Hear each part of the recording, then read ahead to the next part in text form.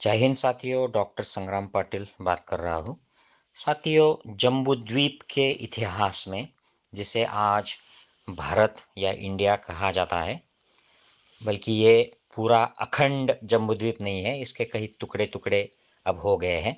इसके इतिहास में ऐसे कुछ पुरुष, महापुरुष, ऐसे पात्र जन्म को आए, यहाँ पर रहे और उन्होंने ऐसे महान कार्य किए। उनकी अगर हम आज भी याद करेंगे तो हमें बहुत सारी प्रेरणा मिलेंगी।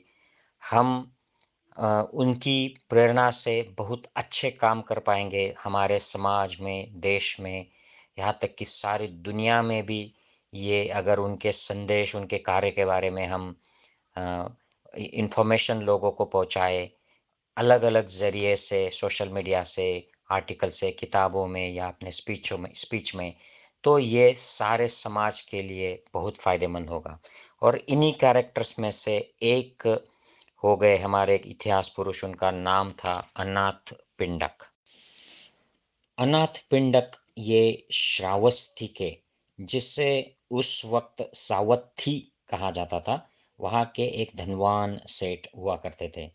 श्रावस्ती भगवान बुद्ध के जीवन काल में एक बहुत बड़ी समृद्ध नगरी थी।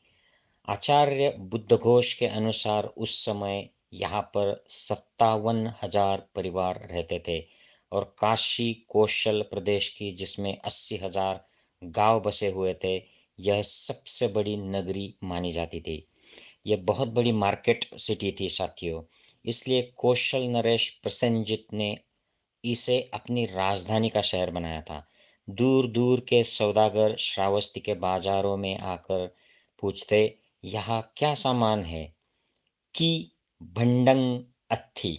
ये पाली भाषा में इस शब्द का, इस वाक्य का उच्चारण हुआ करता था कि भंडंग अत्थी।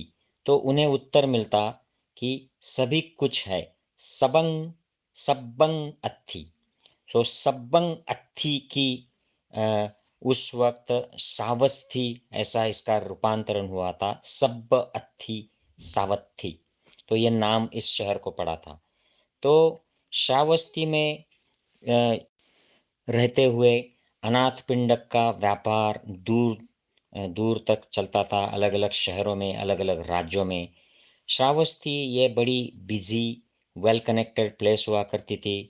ये सड़कों से राजगृह, जो दूसरा राज्य था, वहाँ ये कनेक्टेड थी, वैशाली से कनेक्टेड थी, कपिलवस्तु, कुशीनारा, पावा, भोग आदि नगर जो थे, उनसे रेगुलर लोग यात्रा करते थे। और श्रावस्ती और साकेत भी कनेक्टेड थे। साकेत जो आज अयोध्या का शहर है, ये बहुत पुराना बुद्धिस्ट सिटी था। यहाँ पर साकेत में बुद्ध के विहार भी हुआ करते थे, जो आज एक बाबरी मस्जिद और ये राम मंदिर का जो मसला चलता है, ये उसी के सिलसिले में वहाँ पर विहार हुआ करते थे। खैर, ये हमारे वीडियो का आज टॉपिक नहीं है। भगवान बुद्ध के समय में भारतवर्ष में 6 प्रसिद्ध नगरों का वर्णन मिलता है और श्रावस्ती उनमें से एक हुआ करता था। और के बाकी के जो 5 थे वो चंपा, राजगृह, साकेत, कौशाम्बी और वाराणसी। तो ये सारे नगर जो थे, ये उस वक्त के सांस्कृतिक और आर्थिक बड़े केंद्र हुआ करते थे और तथागत के श्रावस्ती में बहुत काल तक रहने के कारण इस शहर को उस वक्त भी और उसके बाद भी इतिहास में बहुत अच्छा एक महत्व प्राप्त हुआ था। और इसी प्रसंग में अनाथ पिंडक भी सामने आते हैं श्रावस्ती के संदर्भ में। अनाथ पिंडक ये एक व्यावसायिक थे, बनिया समाज के थे। वह एक विरक्त स्वभाव के होते थे। श्रावस्ती के चारों ओर दूर-दूर तक उनका बिज़नेस फैला हुआ था। काशी प्रदेश में उनका एक गाँव था जहाँ पर वो व्यापार चलाते थे और उनका प्रत्यक्ष नाम जो था वो सुदत्त था। उनको अनाथ पिंडक इसलिए कहा जाता था कि वो अनाथ स्त्री पुरुषों को पिंड यानी भोजन देने की वो व्यवस्था करते थे। हर शहर में जहाँ पर उनका व्यापार चलता, वहाँ पर ये सुविधा उन्होंने उपलब्ध कराई थी। बहुत दानशूर ये व्यक्ति था। दोस्तों इतिहास में अगर देखा जाए तो अनाथ पिंडक जैसा दान देने वाला और कोई ज्ञात इतिहास में हमें मालूम नहीं होता है। हालांकि भगवान बुद्ध की जब उनके साथ मुलाकात हुई थी तो भगवान बुद्ध ने उन्हें दूसरे एक ऐसे ही दानशूर व्यक्ति के बारे में बताया था और कहा था कि एक ऐसा दानशूर व्यक्ति था कि उसकी आप कल्पना भी नहीं कर सकते हो। तो ये भगवान बुद्ध की कहानी में उदाहरण में ये आता है, लेकिन एक्चुअल जो इतिहास हमें मालूम है इसमें अनाथ पिंडक का ही नाम लिया जाता है। उनकी पत्नी का नाम पुण्य लक्ष्मण था। तो ये राजगृह के नगर सेठ की सिस्टर थी। अनाथ पिंडक के एक लड़के थे और 3 लड़कियां थी। लड़के का नाम काल था, लड़कियों का नाम महासुभद्रा, चुल सुभद्रा और सुमना थी। ये तीनों उनके नाम थे। तो भगवान बुद्ध से प्रथम साक्षात्कार अनाथ पिंडक का उस समय हुआ जब एक बार वह व्यापार की वजह से राजगृह गए थे। उस समय भगवान बुद्ध तथागत बुद्धत्व प्राप्ति के प्रथम वर्ष में राजगृह में ही विहार कर रहे थे। अनाथ पिंडक के जो साले थे ये राजगृह नगर में सेठ थे, बड़े व्यापारी थे। तो उनके घर पर भगवान बुद्ध को निमंत्रण मिला हुआ था और उसी की तैयारी में उनके साले जो थे सेठ, वे बिजी थे। अनाथ पिंडक की तरफ ध्यान देने के लिए उनके साले को वक्त नहीं मिल रहा था। तो ये पहली बार ऐसा हुआ था कि अनाथ पिंडक राजगृह गए हैं और साले को वक्त नहीं है। तो अनाथ पिंडक को बड़ा आश्चर्य हुआ। उन्होंने पूछ लिया, गृहपति क्या तेरे यहाँ कोई विवाहोत्सव या कोई मगधराज बिंबिसार को आपने निमंत्रण तो नहीं दे रखा है कि इसकी इतनी तैयारियां चल रही है। तो ये गृहपति उनके साले कहते हैं, गृहपति न मैंने यहाँ कोई विवाह का आयोजन किया है और न ही मगधराज बिंबिसार को निमंत्रण दिया है। यहाँ पर संघ सहित बुद्ध कल भोजन के लिए यहाँ निमंत्रित है। अनाथ पिंडक यह सुनकर सन्नाटे में आ गया। तो ये एकदम स्तब्ध रह गया। उनकी सुध बुध ऐसी हो गई कि वो कुछ बोल नहीं पाए शुरू में। वो फिर से पूछने लगे, गृहपति तुमने बुद्ध कहा? गृहपति उन्होंने उत्तर दिया साले ने, हाँ गृहपति मैं बुद्ध ही कह रहा हूँ। अनाथ पिंडक फिर से पूछते हैं, बुद्ध? साले जी कहते हैं, हाँ बुद्ध। वो फिर एक बार पूछते हैं अनाथ पिंडक, बुद्ध? और साले पूछते हैं, हाँ बुद्ध। बुद्ध यह शब्द भी लोक में दुर्लभ है। अनाथ पिंडक फिर आगे कहते हैं, गृहपति क्या इस समय उन पूर्ण पुरुष बुद्ध के दर्शनों के लिए जाया जा सकता है? क्या बुद्ध उत्पन्न हो गए हैं संसार में? तो साले कहते हैं, गृहपति यह समय भगवान सम्यक संबुद्ध के पास जाने का नहीं है। तो अनाथ पिंडक फिर उनके पास कोई चारा नहीं रहता है, वो जल्दी से सो जाते हैं ताकि सुबह जल्दी उठकर बुद्ध से मिलने चले जाए। रात में भी वो कई बार समय चेक करते रहते हैं कि ये सुबह तो नहीं हो गई है, और फिर जल्दी सुबह उठकर वह भगवान बुद्ध के दर्शन करने के लिए, उन्हें मिलने के लिए निकल पड़ते हैं। अंधेरा ही होता है। तो रास्ते में अंधेरे में ही वो चलते जा रहे हैं। उनके मन में द्वंद्व चल रहा है कि क्या जाना उचित है। उनको डर भी लग रहा है क्योंकि अंधेरा है। वहाँ जाते हैं तो आगे बढ़ते हैं तो उस जंगल के पास ही सम्यक संबुद्ध सुबह सुबह तो घूम रहे थे, और भगवान के टहलने की जगह से वह पास में ही वो पहुंच जाता है। और भगवान उसे कहते हैं, अनाथ पिंडक को, आओ सुदत्त, और उसे पास बुलाते हैं। तो यह सुनकर अनाथ पिंडक बहुत आश्चर्यचकित हो जाता है।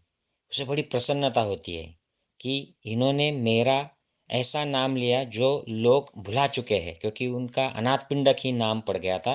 उनके करीबी दोस्त भी इस नाम को भूल गए थे कि वो सुदत्त नाम उनका ओरिजिनली है। तो बड़ी आत्मीयता से वो भगवान से पूछते हैं, भंते भगवान को नींद तो सुख से आई? भगवान ने उत्तर दिया, निर्वाण प्राप्त ब्राह्मण सदा सुख से सोता है, क्योंकि वह शीतल और शेष रहित हो काम वासना में लिप्त नहीं होता। तो ब्राह्मण शब्द यहाँ हम देखते हैं कि ब्राह्मण उस भगवान बुद्ध के पहले जो बुद्ध हुआ करते थे उनको ब्राह्मण कहा जाता था। इस पर ब्राह्मण वर्ग में भगवान बुद्ध ने उपदेश किया है। ब्राह्मण किसे कहते हैं? तो जो अरहंत हो जाते हैं, बुद्ध हो जाते हैं, उनको ब्राह्मण कहा जाता था। बाद में ये एक संप्रदाय किसी ग्रुप ने ले लिया और फिर उसने एक संप्रदाय का एक वर्चस्व प्रस्थापित करने के लिए उन्होंने अलग अलग उसमें चीज़ें घुसेड़ दी जो धर्म की नहीं होती थी, धम्म की नहीं होती थी। तो ये बात की बातें हैं। तो भगवान आगे कहते हैं कि सारी आसक्तियों को हटाकर हृदय से भय को दूर कर चित्त की शांति को प्राप्त कर उपशांत हो, वह सुख से सोता है। और यही भगवान का अनाथ पिंडक के लिए प्रथम उपदेश था। अनाथ पिंडक को बड़ी श्रद्धा उत्पन्न हो गई धम्म के प्रति, बुद्ध के प्रति, और वह उपासक बन गया। राजगृह लौटकर अनाथ पिंडक ने अपने खर्चे से भोजन तैयार करवाकर संग सहित बुद्ध को निमंत्रित किया। मगधराज बिंबिसार तक ने इस विषय में उसकी सहायता करने के लिए कहा, किंतु अनाथ पिंडक ने सब काम अपने ही हाथों से किया। भोजन भी उसने अपने हाथों से ही परोसा। भोजरोत भोजनोपरांत उसने भगवान से प्रार्थना की, भंते, अच्छा हो यदि भिक्षु संघ के साथ भगवान श्रावस्ती में वर्षावास करना स्वीकार करे। भगवान ने मौन स्वीकृति देते हुए कहा, गृहपति, तथागत एकांत शून्य स्थान में अभिरमण करते हैं। समझ गया भगवान, जान गया सुगत, श्रद्धावन श्रेष्ठी का उत्तर था। तो राजगृह में अपना कार्य समाप्त कर अनाथ पिंडक श्रावस्ती चला गया। रास्ते भर वह इसी आनंद की अनुभूति विभोर होता गया। लोक में बुद्ध उत्पन्न हो गए हैं, उन भगवान को मैंने निमंत्रित किया है, वे इस मार्ग से आएंगे। रास्ते में वह जहाँ तहाँ बगीचे, कुएं आदि बनवाता गया ताकि आते हुए तथागत और उनके शिष्यों को कष्ट न हो। जिनके वचनों का सब आदर करे, तो वो था ही। जो जो आज्ञा जिसको देता गया, उसने वही कार्य पूरा किया। श्रावस्ती पहुंचकर उसने ऐसे स्थान की खोज आरंभ की जो तथागत के निवास के लिए अनुकूल हो। उसे राजकुमार जेत का उद्यान इसके लिए उपयुक्त जान पड़ा। वह न शहर से बहुत दूर था, न अधिक समीप। जो लोग वहां जाना चाहते आसानी से जा सकते थे, और रात्रि में यह स्थान एकांत भी रहता था ताकि लोग ध्यान कर सके। राजकुमार जेत के पास वह गए और अनाथ पिंडक ने कहा, राजकुमार, मुझे विहार बनाने के लिए अपना उद्यान दीजिए। राजकुमार ने उत्तर दिया, गृहपति, यह तो बेचने के लिए उपलब्ध नहीं है। फिर भी अनाथ पिंडक लगे रहे और वो विनती करते रहे। उनका किसी तरह से पीछा छुड़वाने के लिए राजकुमार ने कह दिया कि यह यह गार्डन अशर्फियों को किनारे से किनारे मिलाकर देने से भी नहीं दिया जा सकता।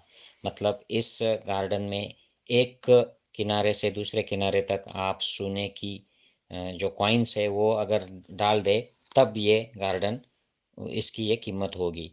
तो अनाथ पिंडक ने कहा, राजकुमार, तब तो मैंने यह खरीद ही लिया समझो।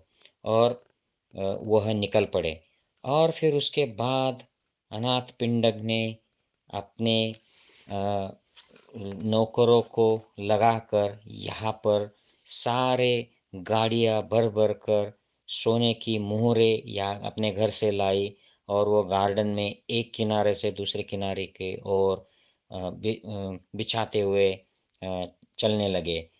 तो अनाथ पिंडक के आदमी अशर्फियों की गाड़ियां भर भर कर लाने लगे। तो राजकुमार जैत वहां पर आया और वह बोला, गृहपति, आप इतने इतना धन इस बगीचे पर क्यों खर्चा कर रहे हो? तब अनाथ पिंडक कहते हो, राजकुमार, आपको पता नहीं है, इस जगह पर भगवान बुद्ध आकर अपना धम्म सिखाएंगे। और अगर उनकी धम्म की विद्या से किसी एक व्यक्ति का भी कल्याण हो जाता है, तो मेरे धन का कोई मोल नहीं है। इससे राजकुमार जैत को बड़ी प्रेरणा मिली और वह कहता है, बस गृहपति, इस वक्त खाली जगह को तू न ढक, इसे तू मुझे दे दे, यह मेरा दान होगा। अनाथ पिंडक इससे बड़े कृतज्ञ हुए और उन्होंने यह स्वीकार कर लिया। तो इसके अनुसार उस जगह पर अनाथ पिंडक ने उद्यान भूमि में एक विशाल विहार बनाया, बगीचा बनवाया और कुमार जैत के नाम से उसका नाम जैतवन आराम रखा। पाली त्रिपिटक में इस आराम को सर्वत्र अनाथ पिंडक का जैतवनाराम कहा जाता है। आराम में अनाथ पिंडक ने अनेक विश्राम गृह बनाए, वहाँ पर अच्छे मकान बनवाए, कोठियाँ बनवाई, सभागृह, अग्निशाला, ध्यान के चबूतरे, स्नानागार, छोटे-छोटे तालाब और मंडप बनवाए। तो इस तरह ज़मीन खरीदने में 18 करोड़ अशर्फिया लगी थी, 18 करोड़ विहार बनवाने में खर्च हुई और 18 करोड़ अनाथ पिंडक में जब भगवान यहाँ पर जैतवन आराम में आए थे बुद्धत्व प्राप्ति के 14वें वर्ष, तो उस वक्त में एक बहुत बड़ा सम्मेलन हुआ था, भंडारा हुआ था, उसमें खर्च किए थे। तो 54 करोड़ इतना खर्चा वहाँ पर अनाथ पिंडक ने किया है धम्म के लिए, बुद्ध और उनके संघ को दान देने के लिए। बौद्ध धर्म के इतिहास में जेतवनाराम का एक महत्वपूर्ण स्थान है। बुद्धत्व प्राप्ति के बाद 20 वर्ष तक भगवान बुद्ध अनेक स्थानों में वर्षावास करते रहे, किंतु 21वें वर्ष से लेकर 44वें वर्ष तक लगातार श्रावस्ती में ही अपने वर्षावास उन्होंने किए। सिर्फ अपना 45वां वर्षावास, जो उनका अंतिम वर्षावास था, उन्होंने वैशाली में बिताया था। मंजिम निकाय में भगवान द्वारा दिए गए 150 उपदेश, जिनको सुत्त कहा जाता है, ये जेतवा 150 में से 65 जेतवन आराम में ही दिए गए थे। इसी प्रकार संयुक्त और अंगुत्तर निकायों के भी अधिकांश उपदेश यही दिए गए थे। विनय पिटक के 300 शिक्षापदों में से 294 श्रावस्ती में दिए गए थे। तो श्रावस्ती ये भगवान का प्रधान निवास हो गया था, जेतवनाराम। लेकिन वहाँ पर अन्य कुछ और भी विहार थे और वो भी भगवान वहाँ पर भी जाकर वहाँ पर भी धम्म सिखाया करते थे और उनका भी इस्तेमाल धम्म के उपदेश देने के लिए किया जाता था। तो जिस भावना के साथ लुम्बिनी, जैसे बुद्ध का धम्म बुद्ध का जन्म स्थल है, बोध गया जहाँ पर बुद्धत्व की प्राप्ति हुई थी, सारनाथ जहाँ पर प्रथम धम्मचक्र प्रवर्तन किया गया था, उसी भावना से श्रावस्ती के जेतवनाराम को भी इतिहास में बुद्ध के धम्म के इतिहास में स्थान दिया गया है। तो कुछ और बातें अनाथ पिंडक के बारे में देखते हैं कि अनाथ पिंडक हर रोज 2 बार जेतवनाराम में भगवान बुद्ध के दर्शन करने के लिए जाया करते थे। जब कभी वह वहाँ जाते, अपने साथ कुछ न कुछ अवश्य दान करने के लिए ले जाते। जब कभी बुद्ध बाहर जाते तो वह बोधि वृक्ष की एक जो डाल थी, जिसे जेतवनाराम के दरवाजे पर लगा रखा था, उसी को उसी के पास जाकर कुछ ध्यान साधना करते और उसी के प्रति अपना आदर प्रकट कर कर वो लौट जाते। अनाथ पिंडक के बुद्ध संघ के लिए बहुत उन्होंने खर्चा किया था। वैसे उसका दान बौद्ध मतावलंबियों और अन्य मनुष्यों में भेद नहीं करता था। जहाँ-जहाँ भी अनाथ पिंडक का व्यापार था, वहाँ आज्ञा दी दे रखी थी उन्होंने कि उन वहाँ पर जो लोग हैं, जो बेघर है, भूखे हैं, उनको खाना दिया जाए। तो अतिथियों के अलावा 1000 मनुष्य उसके घर पर प्रतिदिन भोजन करते थे। 500 जगह हमेशा आगंतुकों के लिए सुरक्षित रहती थी। जो कोई भी आ जाता, उसका समान रूप से आदर सत्कार होता था। अपनी दानशीलता के कारण अनाथ पिंडक के पास बिल्कुल धन नहीं बचा, वो एकदम कंगाल हो गए और ये कंगाल होने के बाद धीरे-धीरे फिर से उन्होंने अपनी संपत्ति फिर से वापस पा ली थी। ऐसे कहा जाता है, कुछ जगह पर लिखा है कि उनके जो कर्ज़े थे, उन्होंने जो लोगों को, अलग-अलग व्यापारियों को, बिज़नेसमैन्स को पैसा दे के रखा था, वो पैसा जब उनका ये हाल हो गया, वो गरीब हो गए, तो उन व्यापारियों से अपील की गई कि आप अनाथ पिंडक अभी काफ़ी गरीब हो गए हैं, उनको पैसे की ज़रूरत है।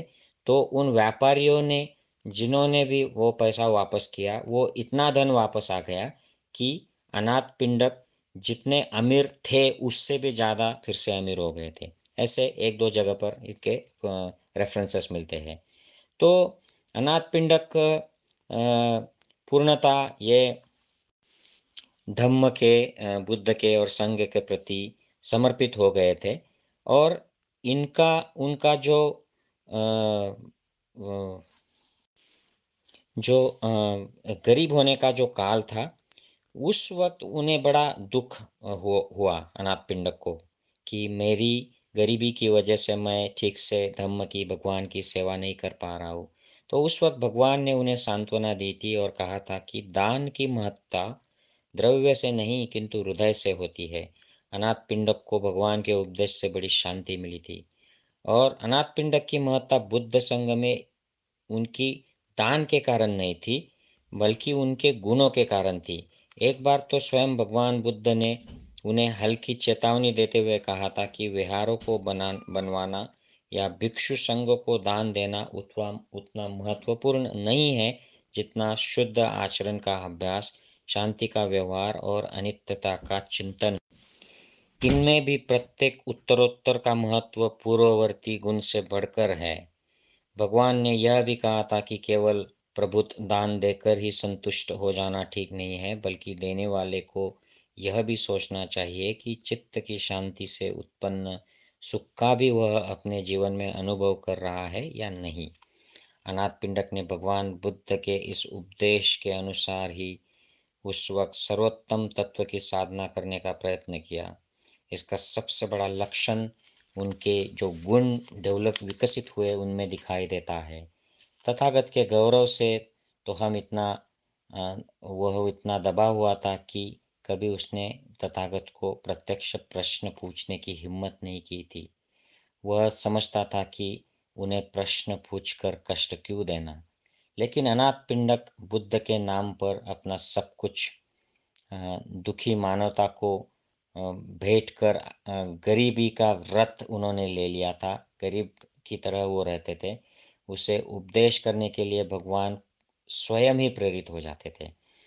ऐसे कई उपदेश अंगुत्तर निकाय में संग्रहित है, और एक बार अनंत पिंडक ने भी भगवान से प्रश्न पूछा था और उसका उत्तर भगवान ने दिया था। भगवान ने अनाथ पिंडक को दान के बारे में पूछे हुए प्रश्न पर कहा था, धर्म का बड़ा अच्छा निरूपण उस उत्तर में मिलता है। मैं वो डिटेल्स में आपको यहाँ पर नहीं बताऊंगा, क्योंकि वो काफ़ी सारे डिटेल्स है उसमें। तो उन्होंने गृहस्थों के कर्तव्यों पर प्रवचन दिया था, वो अत्यंत पठनीय है। भगवान बुद्ध का अनाथ पिंडक को जो उपदेश है, उसमें ये डिटेल्स हैं। अनाथ पिंडक बाद में बीमार हो गए। उनकी जो बीमारी है, उन्हें बड़ा दर्द होता था पेट में, और उनकी हालत सुधार नहीं रहे थे। तो उसने अपने एक आदमी को बुलाकर कहा, मित्र, जहाँ भगवान है वहाँ जाओ, जाकर मेरी ओर से चरणों में वंदना करो, और यह भी कहो, भंते अनाथ पिंडक गृहपति बीमार है, वह भगवान के चरणों में सिर से वंदना करता है। बस इतना ही संदेश भगवान के लिए देना। और उन्होंने धर्म सेनापति सारिपुत्त के लिए भी मैं संदेशा भिजवाया। सारिपुत्त और आनंद, ये अनाथ पिंडक की विशेष इनके साथ घनिष्ठता थी। तो उसने संदेश अपने नौकर के हाथ भेजा और कहा, कहलवाया कि भंते, अनाथ पिंडक बीमार है, यह आयुष्मान सारिपुत्र के चरणों में सिर से वंदना करता है। अच्छा हो भंते, आप कृपा कर अनाथ पिंडक गृहपति को मिलने घर चले। बीमारों की सेवा करना भिक्षुओं का स्वभाव हुआ करता था। सारिपुत्र और आनंद भगवान बुद्ध की अनुमति लेकर उनसे मिलने गए थे, और जाकर उनकी पूछताछ की थी, उनकी सेवा भी की थी। तो और उनको धम्म का उपदेश उस वक्त किया था। तब अनाथ पिंडक ने कहा था कि भंते मेरी हालत ठीक नहीं है, मुझे काफ़ी जलन हो रही है, दर्द भी हो रहा है। तो उस वक़्त सारिपुत्त को अनात्मवाद के बारे में उपदेश उन्होंने सुनवाया था और यह उपदेश सुनकर अनाथ पिंडक काफ़ी इमोशनल हो गए थे। आनंद को लगा कि उपासक अपने हृदय की कमज़ोरी दिखा रहा है, तो उन्होंने पूछा कि क्यों घबराते हो? दिल छोटा क्यों करते हो? तो वो उन्होंने कहा था, भंते आनंद, मैं घबरा नहीं रहा हूँ, मैं दिल छोटा भी नहीं कर रहा हूँ, बल्कि भंते मैंने दीर्घकाल से शास्ता और भिक्षु संघ की सेवा की है, किंतु ऐसा धर्मोपदेश मुझे सुनने को पहली बार मिला। इसके थोड़े ही समय बाद अनाथ पिंडक ने शरीर त्याग दिया था। तो ये ऐसा दानशूर भगवान बुद्ध का एक अनुयायी था और अनाथ पिंडक जो थे वह खुद श्रोतापन्न हो गए थे और इनके इस महान कार्य की वजह से श्रावस्ती में जो विहार बन गया था और भगवान बुद्ध के वहाँ काफ़ी समय होने की वजह से ऐसा कहा जाता है कि 2/3 लोक संख्या जो थी श्रावस्ती की ये श्रोतापन्न हो गई थी। श्रोतापन्न मतलब ये श्रोत में पड़ गए तो अगले 7 जन्मों में ज़्यादा से ज़्यादा ये बुद्ध बन ही जाएंगे। और अनाथ पिंडक का जो लड़का था काल, ये तो शुरू में काफ़ी डिस्ट्रैक्टेड था। अनाथ पिंडक ने भगवान बुद्ध की मदद से इसे भी धम्म के संपर्क में लाया और वह भी ये विद्या सीखकर खुद स्वतापन्न बन गया था काल। तो ऐसे ये महान दानशूर अ, एक पुरुष महापुरुष हमारे देश के हो गए, जिनकी कहानी, जिनकी जो ये स्टोरी है मोटिवेशनल स्टोरी आज भी इतनी इंस्पायर करती है, बड़ी इमोशनल स्टोरी है साथियों अनाथ पिंडक की। और इनके जो उपदेश दिए गए हैं ये भी बड़े प्रेरणादायी है, भगवान बुद्ध ने उनको दिए हुए उपदेश।